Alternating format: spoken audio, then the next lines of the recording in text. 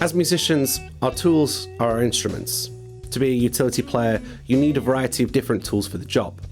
And that's the thought that went into the purchase of my Epiphone Les Paul 56 Gold Top to tick off that P90 box. Until something better came along.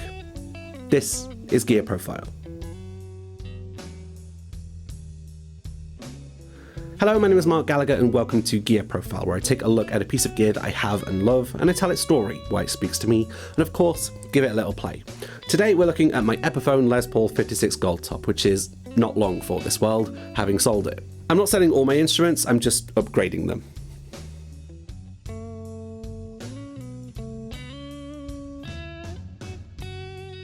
I got back into the electric guitar over the last year or so, inspired by the content of Anderton's, Rhett Shull, and In the Blues, and a few other content creators.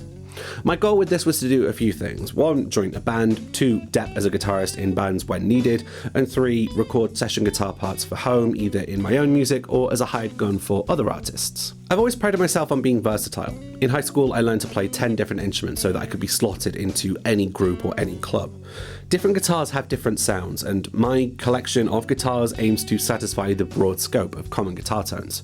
I have a Les Paul for humbuckers, I've got a Telecaster for twang, my Dan Electro has lipstick pickups for something a bit more surfy and biting, but I didn't yet have the P90 sound in my arsenal. I've watched videos from those content creators I mentioned which talk about P90s, and Science of Loud has a fantastic video all about pickups as well as doing a deep dive on P90 specifically.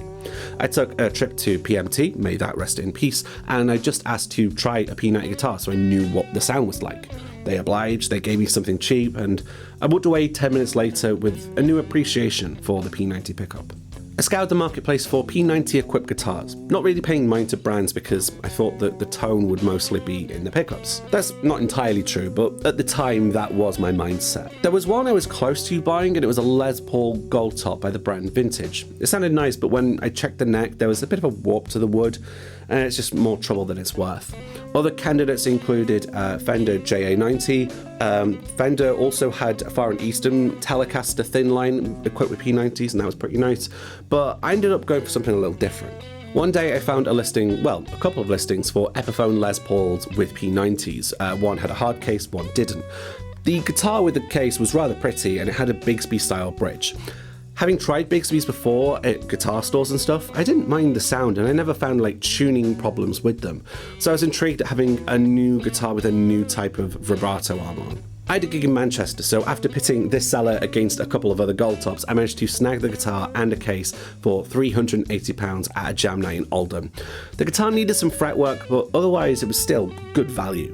I was generally quite satisfied with this Les Paul, however, I had the niggle, the one I've spoken before, the one that's like, hey, this is an Epiphone, you need a Gibson, you need to get a Gibson, it's better. So I listed the guitar for sale with the intent to sell it and immediately replace it with a Gibson Les Paul P90s. Normally I'm quite disciplined about gear flips, like sell one, then buy the next, but I saw an offer too good to refuse. With every Gibson P90 Les Paul listing I saw under £1,000, I would ask if they considered doing a trade where I'd pay my guitar plus $400 or something like that. In almost every case they would decline, and I'd tell them, sure, cool, I'll come back once I've sold the Epiphone. But one seller did something a little bit better. There was a listing for this black Les Paul with P90s and a hard case going for something like £650, £700. I offered the trade and he declined, but he said that I could have it for £550 without the hard case. Instantly accepted. Deal. Give me the weekend to get paid from gigs. I'll see you Monday. And then I swept up a Gibson for a stupid, insane price. Couple that Les Paul with my Les Paul Studio that I got for £315. I've got some really good guitars that are fucking so cheap. Cheaper than they have any right to be. This now means that I don't have enough room for 2 P90 Les Pauls, so this one's gotta go.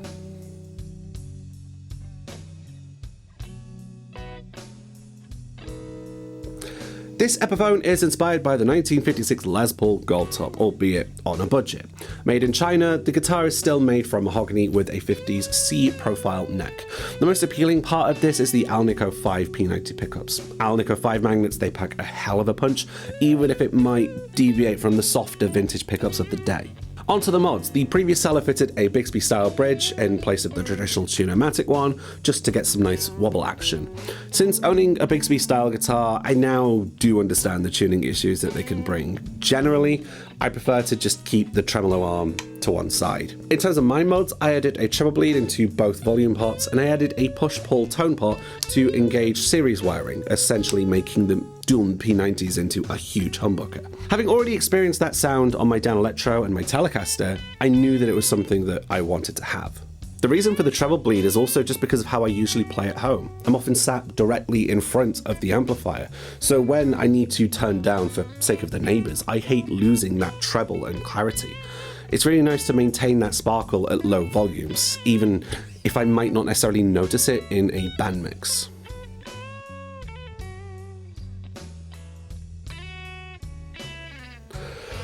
My god, this guitar is wonderful to play. In a nutshell, P90 pickups, they sound like a fat single coil. Instead of Strat pickups where the poke, you get the whiny girth to a P90 tone. It's very expressive to play blues on, and it has this snarly growl in rock context, even if it lacks like the creaminess of humbuckers.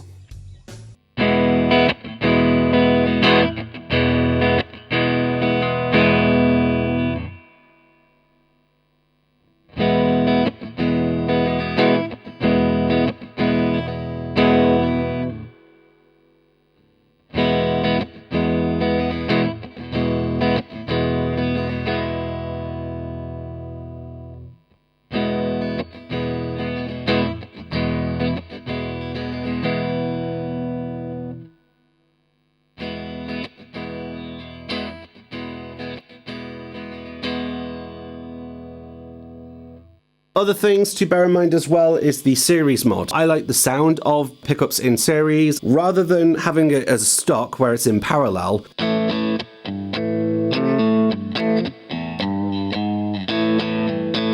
Pull a pot here and put them in series.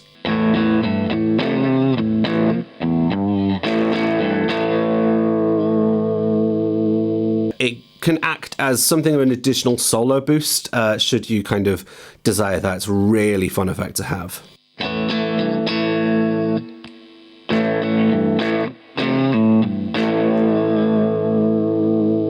And while I'm here, I might as well talk about the Bigsby style bridge. When I've tried Bigsby's out in guitar shops, I've always thought, I don't get why people worry about the tuning stability so much. However, now that I've got something that's, well, not a genuine Bigsby still in the same vein, I can kind of see how it can mess with your tuning. I've done pretty much everything that one can do with tremolo systems in the form of like using lubricant, Big Ben's nut sauce on the nut slots, on the saddle, on the bridge itself to make sure that there is no part of the string that is going in one place and then not returning.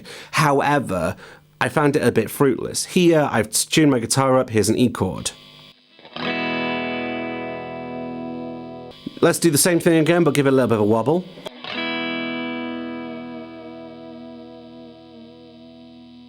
And then back to. You notice the difference in the tuning there. The worst part I find of the tuning is when you raise the Bigsby arm up, it doesn't quite return back where it should.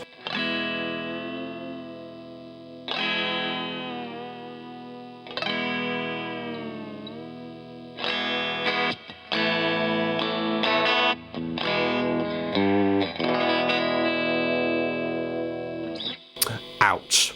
What I really like with this guitar is the cleanup. Playing clean sounds really nice. When you set the amp up to break a little bit with guitar volume on 10, you can roll the volume back like a touch and you can really engage with picking dynamics in quite the satisfying way.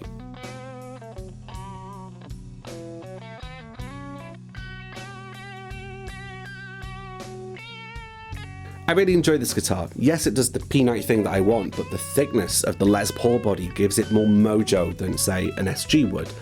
The only thing wrong with this guitar for me is the bridge and the name on the headstock. Even then, those are just like cosmetic gripes. But when I listed this item, I didn't mind keeping it if it didn't sell. But now I've got a Gibson, so this one's got to go. It's been listed for a month or two, and finally, after bringing the price down, I sold it on eBay with the lucky player coming at the end of July. I've only had the guitar since November last year, so I've not gotten too attached to it over the last 8 months. It'll be a shame to say goodbye, but quite honestly, I'm just excited to say hello to the new Gibson.